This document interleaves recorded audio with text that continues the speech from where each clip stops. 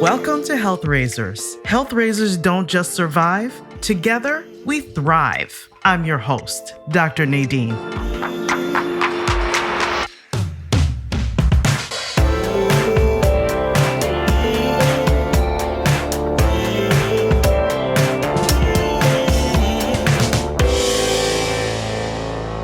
Leah Badertscher. Oh my goodness. Thank you so very much for being here today. I just want to let my audience know how we met because it was lovely. A few Wednesdays ago, there was a floral arrangement class at a lovely little shop in my town of Sawyer called Window Shopping. And I'm going to admit, I believe I told you this when we met each other a little bit later, but I hesitated to come. I signed up. I was ready and I thought, okay, do something different. It's just something nice, fun. But then I started to get cold feet right before I left the house because I said, why should I leave the comfort of my house to go meet a bunch of strangers? Like, why am I doing this to myself? But something said, just go. You just never know. And boy, am I happy I did.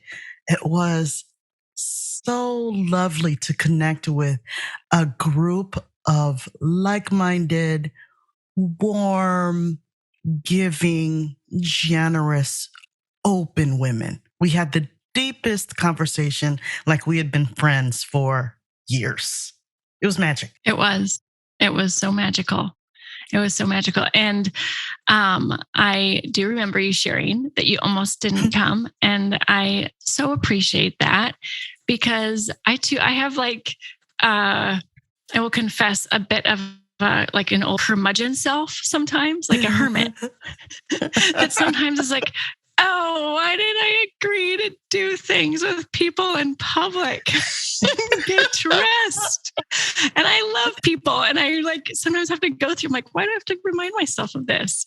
But I'm kind of familiar with it. And you are right. It was so magical. And I had the great opportunity of going to a floral design workshop there before. So I already knew that those women and their shop, it's like this little vortex that attracts other magical creatures. And so that was really helpful in pulling me out of any sort of hermit tendency. and it was all that and more. It was, I think in keeping with the floral and the nature orientation of it, it was very organic, right? And yes, we skipped right past any surface conversation and just went for the deep end. We did. It was, and it happened to be in a circle. We happened to just stand in a circle, and it was just gorgeous. It was. And I want to affirm and celebrate you because you have such a welcoming presence. And I also know it was one of your questions to all of us that really, it was such a warm and also provocative question in a gentle, genuinely curious way. And you could just tell everybody was like, yeah, I'm game for this. This is going to be a different sort of evening. And so it did not surprise me to learn that you also have a podcast. Because I'm like, oh, that makes so much sense.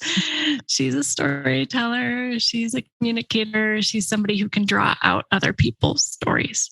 And just ultimately curious. I really tried to make that a practice. And so it was lovely to practice and to be welcomed at the same time because it could have gone south. It could have really stayed a superficial conversation, and that would have been fine. That would have been absolutely fine. But it was a real gift. I'll never forget it. That evening, I'll never forget. And so we started talking in that circle and sort of outside of that circle. And I just knew I wanted to know more about you. You're a podcaster as well. You are, and I'd love for you to talk about that a little bit later. Your journey absolutely fascinates me. But part of what attracted me to want to talk to you further was I just felt so much altruism, generosity from you, this kindness. As a matter of fact, I looked up right before we came for this call, I looked up altruism. I wanted to see what the synonyms were. I was curious. And some of the synonyms that stood out to me, having had our brief conversation and listened to your podcast, were kindness, generosity, benevolence, philanthropy, bounty. Because I don't always think necessarily that, well, I don't want to steal the thunder. We're going to talk about what you do. As a matter of fact, please do. Let's start diving into your who. We very much share this path of supposed to, did the thing, supposed to be happy, attain this profession. You are a JD and you made the difficult decision to pivot. So let's talk about that first. Yes. And I also have to say you are also very intuitive, because that altruism and then all of those synonyms, I will confess, I've never looked up the synonyms for altruism, but some of those words that you mentioned are like such key core values of mine. So I just wanted to say that. And then, yes, I, made a decision years ago that was definitely a fork in the road kind of decision. I had graduated from law school and felt that I obviously had a real JD, but I didn't feel like a real lawyer. And yet I felt at that time, it's like I knew I was an artist. I had a knowing that I was an artist, there was no exception to the knowing, but I didn't have any art to show for it. And I felt that there were like two paths, and I could pursue the path where I could, create success, a certain kind of success as a lawyer, but could see that, by the time I was 40, I could probably be a partner or maybe a judge, and do some good work and do meaningful work and make a contribution and a living and help support my family. And I thought, if I wake up though when I'm 40, I think I will look back and always wonder what if. Whereas if I decide to go with this knowing, and I think like throughout law school, I sort of had that naive notion going into law school that it would be like this, like an ashram, like an institution for enlightenment. And then I learned that in this, it's so naive now, but so obvious now, higher education does not always equal enlightenment. Like they're not the same thing. It doesn't necessarily equal wisdom. And like the cultivation of, one's interior life that spills out into a rich inner landscape. And they're not necessarily, they don't have to not coexist. But it was, that experience in law school was though kind of like an ashram, because it was like an awakening experience. It was like enough pressure that made me decide, what do I really want my life to be? And what do I want to invest my life energy in? What do I want to invest my soul in? And I knew for sure I wanted to be in spaces where it was safe, or at least I was willing to take a risk to use such phrases as, this is what I want to invest my soul in. This is what I want to invest my life in. And to be in conversations with people where that's a conversation where people want to have, and it's not looked down upon as, she's a little soft, or that's so unprofessional. So that process had started, because like way before law school, but the pressure cooker that law school was, brought some of those decisions to a head.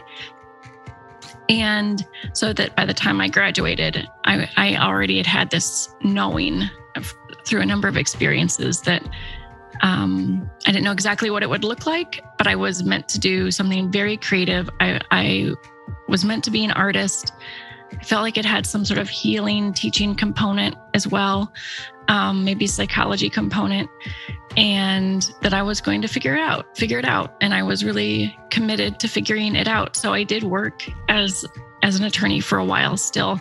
And though I had really put a stake in the ground and decided that now I am an artist and that's what I'm going to do. And when I wake up when I'm 40, I don't think I'll be wondering what if I had gone the traditional lawyer route. And I'm 43. I haven't woken up and wondered that yet. That's spectacular and so commendable, because I, unlike you, decided to pursue that journey, even though it didn't quite feel right.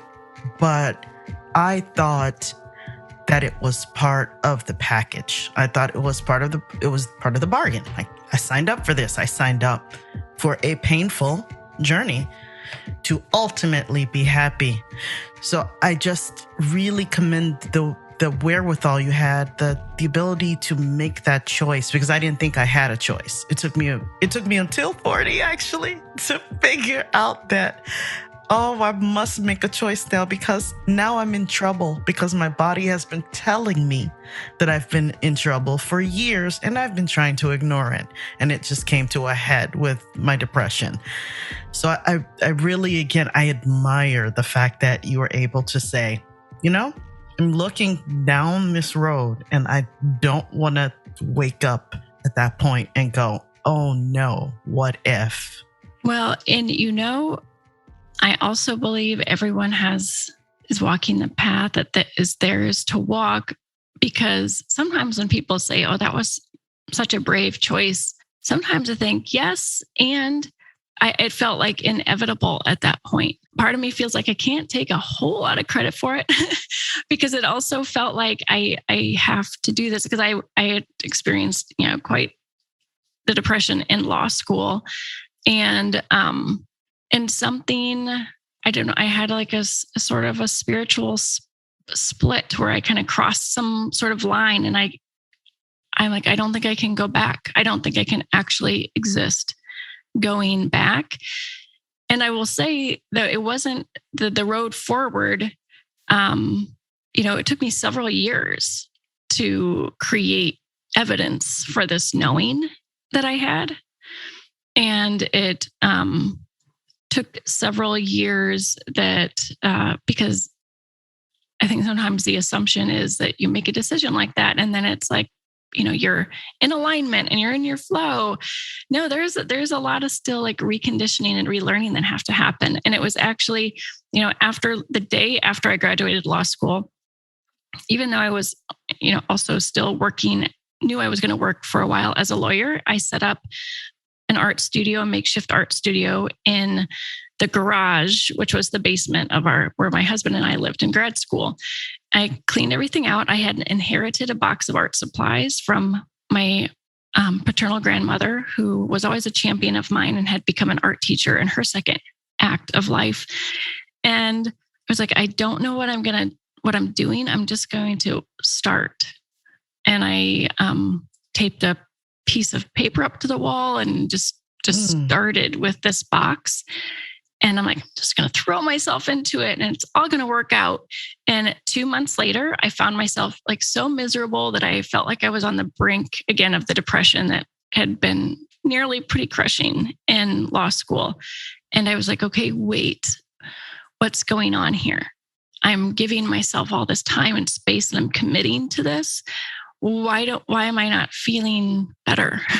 Mm-hmm. And why does this again sort of feel like a spiritual and inner crisis that's manifesting in very real physical ways? And then I realized, there's this other part. You can have the intention of what you're going to do externally, but then there also has to be this sacred twin intention about what is my commitment to who I am becoming? What is my commitment to my relationship to myself? What is my commitment to my evolution as a human, as my spiritual evolution? That has to be first and foremost what this is about. Otherwise, I realized, law school wasn't making me miserable. I was making myself miserable. And I was like, that's what I want to change. Like and I felt like there were two sacred intentions the first one was the dream of being an artist. And I thought I'm going to choose to know that was something given to me like by my soul, saying, here is what is part of yours to do in this lifetime. And it's not just to be able to say, I make art and I sell art. It's not just to be able to execute a vision that I see inside my head. It must also, first and foremost, be about my evolution as a person and my relationship to myself, no matter what, because I could see that the same, self-violence that had been my MO in law school. And I say self-violence, but it was, known as she gets things done. She's a valedictorian. She's the queen of this. Does all that. It was known as like, oh, I'm an overachiever. Oh, I'm a perfectionist, and all of those kind of coy, not so humble ways. Badges of honor. Oh yeah, she's such a hard worker. No one works as hard as she does. Like all of those sort of badges of honor that really are like, it's just like the pin is stuck directly into your chest. It's like really self-violence. And yeah, perfectionism and overthinking, overcomplicating, overdoing, overstriving, never feeling like using the mindset of I'm not enough, I'm not good enough, to constantly keep yourself going and going and going. And that had created a certain amount of like external looking success, but it was a very like brittle, fragile one, because I did not feel strong on the inside, did not feel healthy on the inside. And I thought, no, what I really want from my life is to be at peace from the inside out. So did that help you with, I was reading your biography on your website, and the part that really jumped out at me was the section where you were talking about starting to create your art and stepping away from law and feeling crazy. And like people around you were looking at you like, what on earth what are you doing? Right. Because that's like a grand pronouncement to make. And then everyone's like, but wait, what? You just invested all of this time and money in an education. Yeah. And they're like, and you're smart. You could get great jobs. That's a really good point. I love that you said that, because there is this belief or myth that there's professional, well-read, educated, and then there's artist, not smart. Right. Or not living up to the full potential, which I have learned since I left medicine, and I've opened up my world and met artists. I've met some of the most intelligent people ever. Mm-hmm. Well, and then like the next qualifier I would hear from people, it's a great use of your intelligence. You could be intelligent and be an artist, but how are you going to pay the bills? You can't really make money as an artist. The elephant in the room. I wanted to talk about this. Let's talk about it. I love talking about it. Yeah. Let's do it. Because part of your messaging is you don't have to be a starving artist. Why do you have to succumb to that narrative? You do talk about the bounty with being yourself, with being your whole self. And I want to talk about the money story, and I have a follow-up question, but please tell me about your money story. Oh yeah. I mean, I love talking about money. Money work is sacred work. And it was such a part of my story that, I grew up on a farm. I'm like the daughter of farmers. My husband is the son of farmers. Like, we're pragmatic people. And so that conversation is going to come up. Yes, but how are you going to feed yourself? And I, again, had this knowing this will be my way. This will be part of the path that I guess I'm going to have to forge. I guess I'm going to have to pioneer. I just had a knowing that there would be more people who can be affluent artists, the more people if more people become affluent artists and talk about how to do it. And I thought the same source that imbued me with this creativity where I can feel art and then make art. Why is money any different? It's another medium. Why can't money be another medium of expression? And why can't people who are gifted creatively, and by the way, I think we all are, so it's about embracing that and allowing that. If I have the mindset, if I have the belief that creativity is what creates opportunities, creativity is what creates value, and that value can be given and received, then I'm not limited by a traditional paradigm, which perpetuates the myth that artists starve, are broke, have a beggar mindset, just throw me a bone, please, are tortured, experience disproportionate amounts of like suffering from mental illness, all of those, like Julia Cameron, sort of the, one of the great dames of creativity and spirituality, said there are a lot of ideas that we have about art, and many of them are bad. And she's like, including this idea that like artists have to be broke and starving. And I just decided that's not part of my story. That is not going to be my story. And I will work from the bottom up to rewrite that story. And I also, from the bottom up, but from the inside out, because I really believed then, and I know now, it's our mindset, it's our beliefs, it's our thoughts that determine our reality and what's possible for us. I believe creativity is ultimately about learning who you are, knowing who you are, and then creating your life accordingly. And I think I'm also just very stubborn. I don't like being told what I can and can't do. And so I decided I want to make the art that I want to make, and I want to sell it. I want to make at least as much as I would make as a partner in a firm. And I wanted to do that in 5 years, and it didn't happen in 5 years. And it didn't happen in 7 years. It took me closer to 10 years. And so that was also like a hard road. So I supplemented in all sorts of ways, because my husband is also a pragmatist, and he's like, I am not subsidizing, which I'm like, I don't need anyone to subsidize my dream or my path. And I shared with you too. And I want to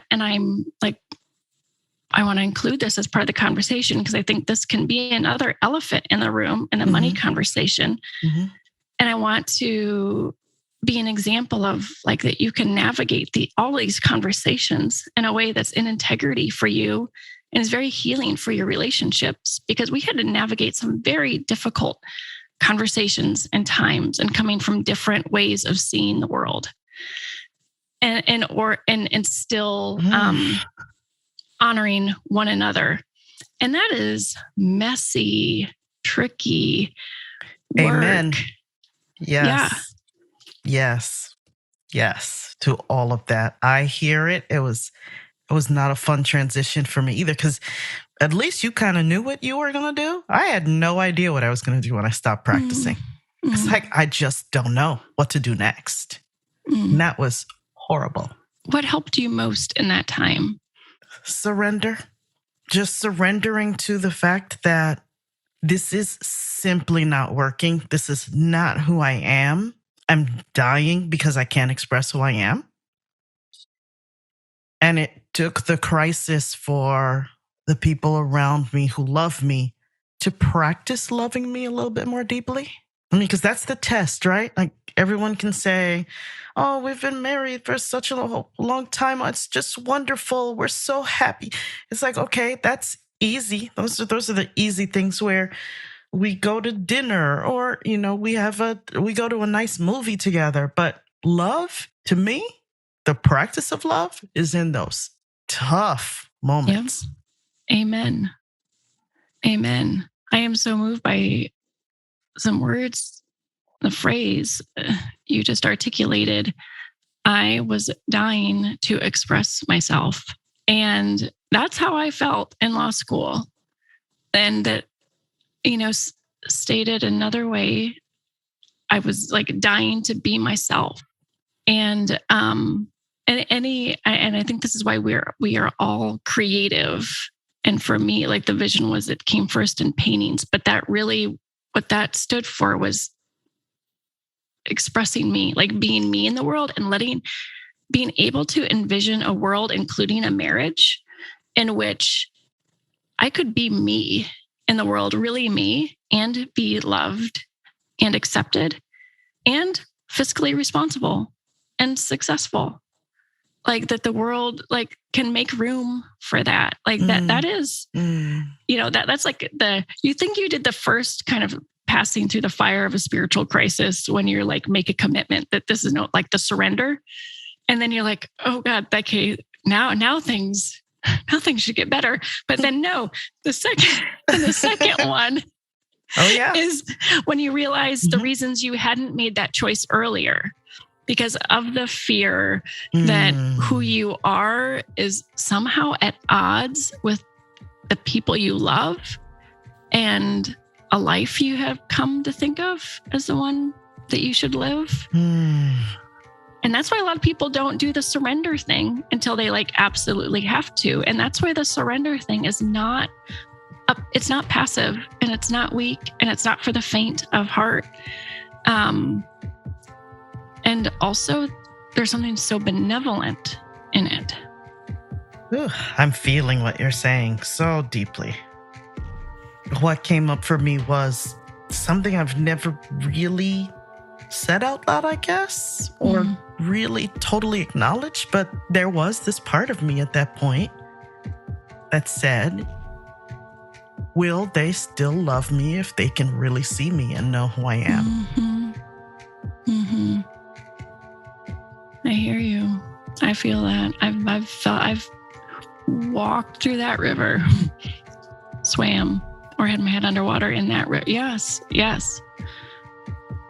Which brings me really well into something I've been dying to talk to you about, which is, I think this is part of your crusade in helping other artists, is how does the way you treat yourself benefit everyone else around you? In ways you cannot even fathom and imagine. I mean, crusade is dead on the right word for like how powerfully I feel about this. And it's also why I am very passionate about including money in the conversation, because I see so many people who are, and they would use that phrase, dying to be themselves. And they feel that way, even under a cloak of beautiful exterior circumstances, and even while also truly feeling grateful for what they have in life and any kind of privilege. There's also a part of them that just is dying to be free. And they know that part of them that's dying is them. And that matters to me. Like, that is not okay. And one of the reasons that I see people try to like then smooth that over, because they'll have this moment where they let that out and then they'll be like, but that's so selfish. Or I don't make any money, so I can't justify that. I don't contribute to the family that way, so I can't justify that time away to myself. I can't justify that investment in my own, whether it's a spiritual growth or, or a creative endeavor. And that breaks my heart in the right way, because it's one of those places where it's like, the things that break your heart also tell you like what about your calling in the world. And I think, can you say more about that? Yeah, I have, I've had the good fortune of like working with some amazing, extraordinary people, especially women mentors, and having it be both, whether I was coaching them or they're mentoring, coaching me. And two in particular, Dr. Molly Marty and Dr. Tara Trent, both this is part of their world philosophy is, it's like that breaks your heart is like, that's the world calling to you. That's like the wound of the world calling to you to bring forth your gifts, to be generous, to not hoard your gifts, to not hoard your passion, but to like pour that out into the world. And it's so to come back around to your question, this idea that we have that what we're doing, healing, nourishing for ourselves is somehow selfish. It's just not the case. We are all connected. We are all connected. So there is that. And I, on one more ephemeral, abstract level, although I don't think it's actually abstract, I talk about like quantum creativity, because quantum consciousness, because we know, people and physicists are working towards a theory of a unified field, like to prove that everything is actually all connected, that it's not just a pretty phrase on a poster or some kumbaya song, but that actually the fabric of all of us at the most fundamental level is we're all connected.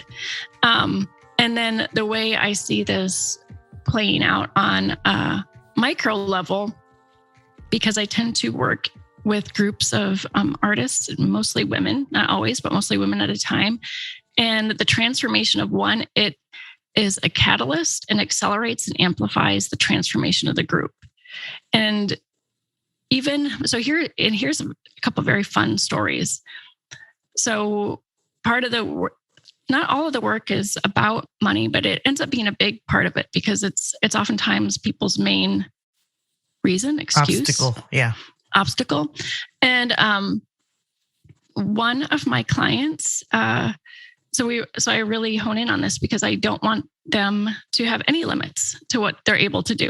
I won't, because they've got a vision, and I don't want there to be an obstacle to their ability to fulfill their vision and bring it to life, to be able to know that they're resourceful and they can marshal inner resources and outer resources, including money, including compensation. And so we do a lot of like money mindset work and healing your affluence narrative, your like a poverty consciousness to a prosperity consciousness. And it travels downhill like very quickly because one of my clients, who is a playwright, a gifted playwright, writes for TV, works on Broadway and for productions like Netflix and Apple.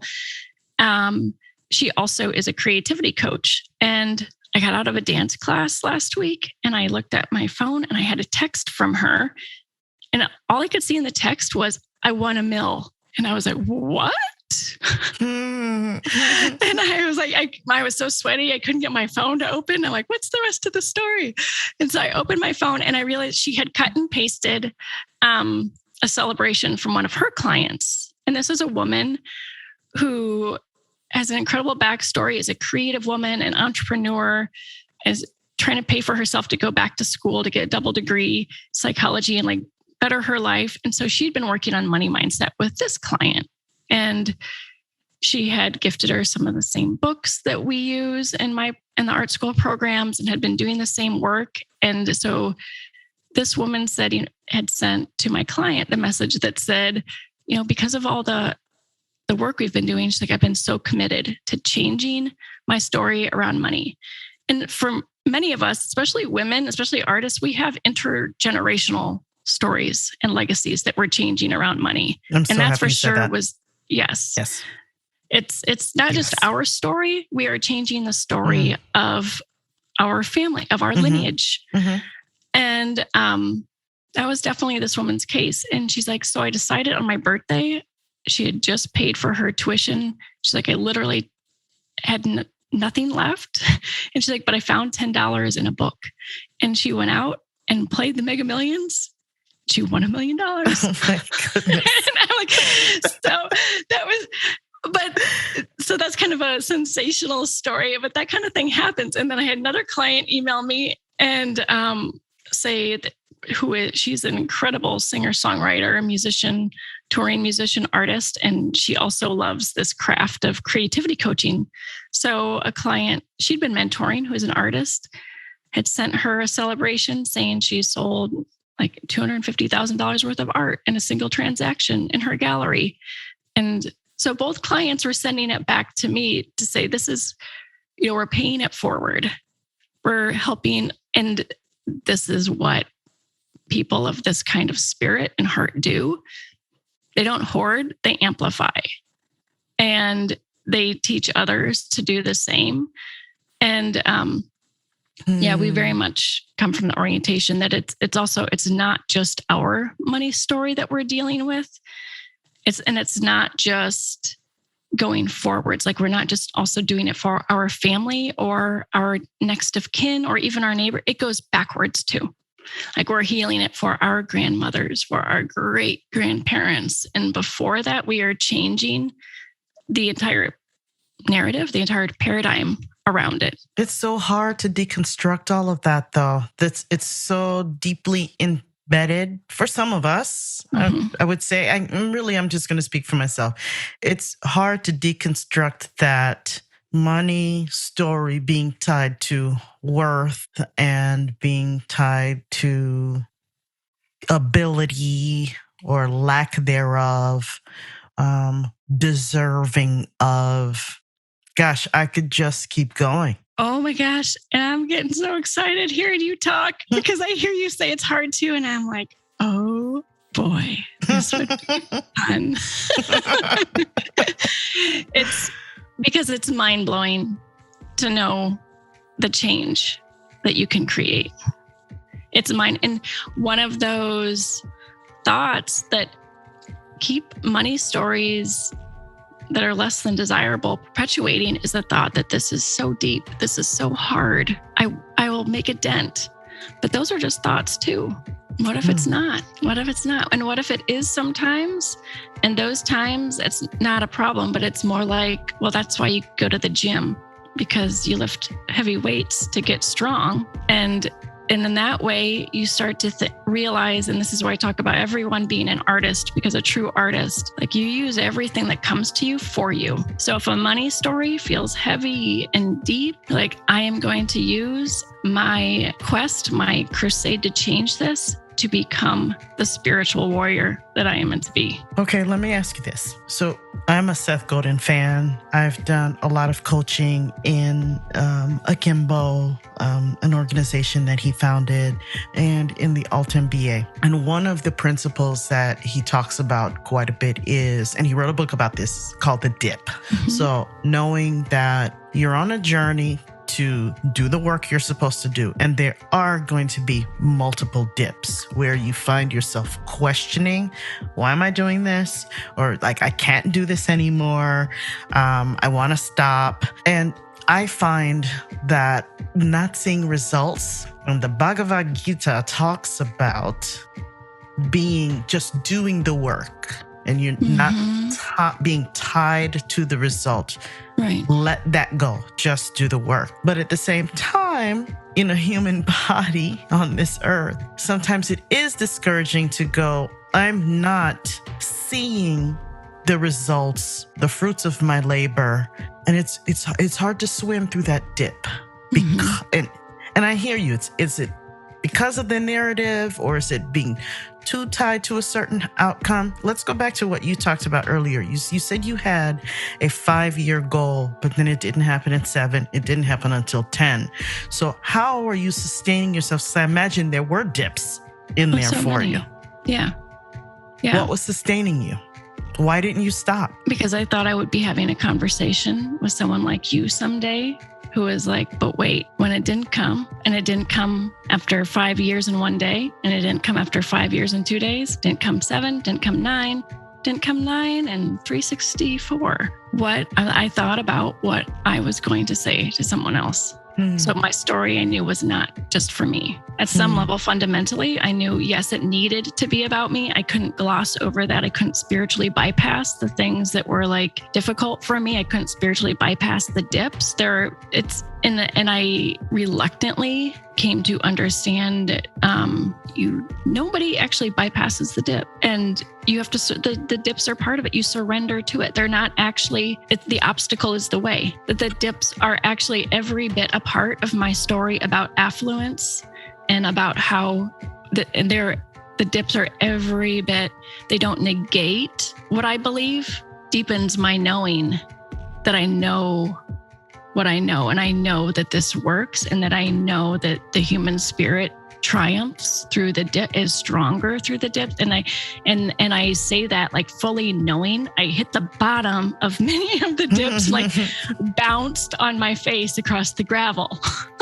For sure. And felt like I had people sitting on me at times, and felt like, and I really also, part of it was like shedding more and more things along the way that I thought were just fundamental flaws or wrong things with me. Like, I want to like respect your time and listeners' time. And I also want to respect their dignity by not glossing over how hard a lot of it was and how terrible I really took those dips sometimes. And here is the other thing that helped me, including I decided I was figuring it out, not only for myself, but to really be able to teach it and not just give lip service to it and be like, here, sure, you go do it. You go do it with all its dips. Wasn't that hard for me. No. I like organically, I internalized all of this, and that's why I know other people can do it too.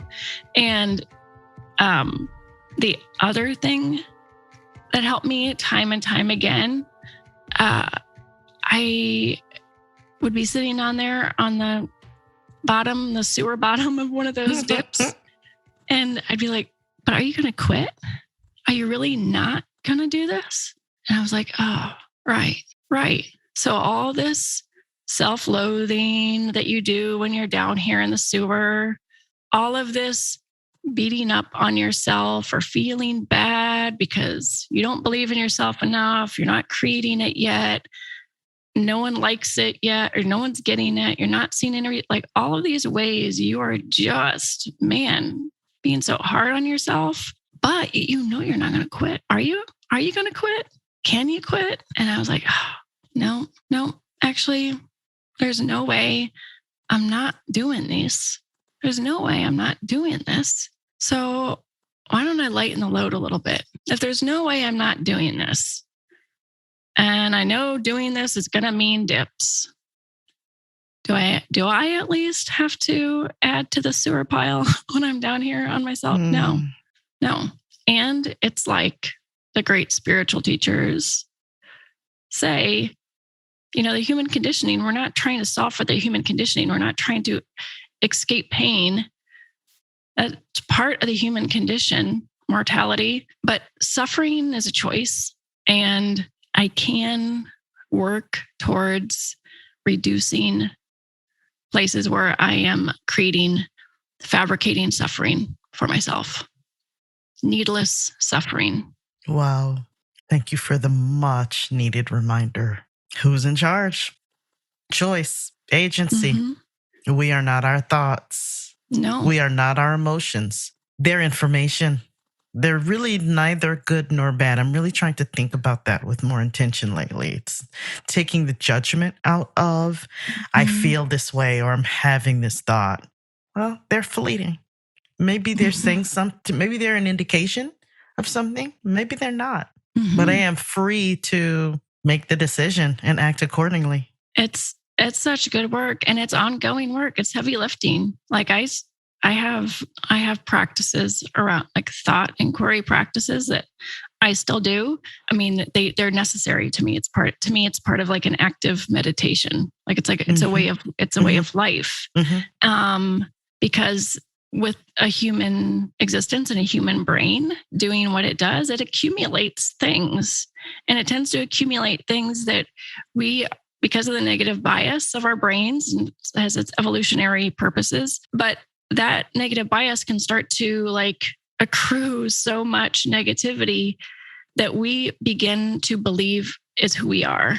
that we begin to identify with. So I, even returning to fundamentals for me, like I will do what I would call like a thought dump, where I'll write out thoughts in my head and remind myself of those fundamentals. I am not my thoughts. These are thoughts. Clearly, I'm currently feeling pretty terrible and crummy. So I must be believing these thoughts. I must really be believing these thoughts. I'm under the spell of these thoughts right now.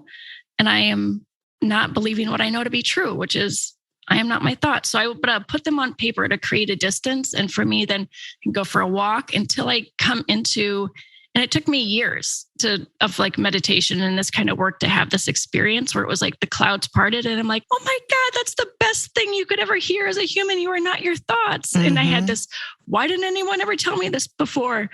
But I'm like, oh wait, I've been studying these things for years. But you can get it intellectually, but until you feel free, until you feel like you can look at the hardest truth and like laugh. Yes. Like this from the bottom of your being, that like is that like the quote from the Buddha, the same way you can know water is of the ocean because it tastes of salt, is the same way you can know truth because it tastes of freedom. Okay. I think this is, you've dropped the mic. I love it. I am going to segue into my last question with this. You've simply inspired me in more ways than you can know with our conversation today. You've given me some fuel and some much needed reminders about my mission, my passion, which is to be a health coach and to shepherd women through limiting themselves with what they believe health is. We're told in the society that it's simply about how much you eat, how much you exercise, and maybe we're starting to do a little bit of mind, body, spirit. Oh, I have a yoga practice too. Okay, great. But it's so much more than that. And I really connected with your narrative where you talked about having the experience so that you can then share that experience. It's not that you are separate or higher or better than anyone else. It's, no, I've been through some stuff, so I know what you're going through, and I can walk you through your dip to get you through, to get you to show up as you want to show up in the world, to do the work that you're meant to do. And I feel that way. I'm very passionate about expanding that idea that it's about your relationships. It's also about the work that you do, the purpose, the way you treat yourself. A lot of times I've had a couple of clients who've come to me because, I'm not eating well or I'm not sleeping well. And then we go on this journey together where I listen and we uncover root cause. These are symptoms. There's something else that needs to be addressed. And so like with one person I had, we walked through a diagnosis of ADHD. He didn't know he had ADHD. So all these other things that were, help me fix this. That's how it started. And it's like, no, that's not really a thing that needs to be fixed. We need to dive deeper and find out what's really going on. So that is my crusade, my personal crusade. And so I ask you this question I ask everyone at the end of our discussion. What is your personal definition of what it means to be healthy? Well, I'm so glad I get to answer that question after listening to you describe your crusade, because it also makes so much sense why we met and like what this connection is. Because for me, the definition of health that resonates most deeply, that taste of truth, is like from the Latin root, which the root for health, healing, is holiness, wholeness, being like whole, as if not fragmented, but an integrated, whole, healthy, holy human being. And knowing oneself in that deeply reverent, sacred way, having a relationship, healing one's relationship with oneself to restore a sense of reverence towards the magnificent being that you are. That to me is health, wholeness, what gives healing. And so your wise woman approach of, we're not going to fix the symptoms we're not going to band-aid. We are going to understand the human. And I am going to be with another human with compassion and full presence. And because I think it is that being with one another in ways where we really know what it is to be present for one another is innately healing. And that's why this work is, to me, and the work you're doing, the work I'm doing, whether we're talking about money or we're talking about physical health, is we are doing it together. And Ram Dass said, I love this and live by this with my work, is we are all walking one another home. And so to me, that's like what that health, that healing journey, all together. We are all healing. We're all whole making, becoming whole again, and returning to a true embodied knowing of our essence, of our holiness and dignity. Leah, thank you so much. I am definitely going to, in the show notes, add how my listeners can find you and your gorgeous offerings of mastermind groups and classes and becoming the artists that they're meant to be, or maybe, and it's never too late. It's never too late. I love that. I love that in your offerings. You're very welcoming, and we get this one life. So I am with you on that. Don't squander it. Don't wait. Yes. Yeah. And you're right where you're meant to be. You're right where you're meant to be. I'm meeting so many more and more people, and a lot of doctors, by the way, who are like, it's like the first part of their life was research. And now they're like, game on, game time. I'm ready. Thank you for another gift. I never thought about it like that. And yes, it was research. I'm here because I serve. I am a steward of my community. That's what I really want to be. That's part of who I deeply am. And that path was not for me, ultimately. It was one way of doing what I'm saying I want to do. And I've had to discover that there are other ways, and that I can be in charge of figuring out what those ways are. Yeah, you're a pioneer. Thank you, Leah. I can't wait to have coffee next week. I know.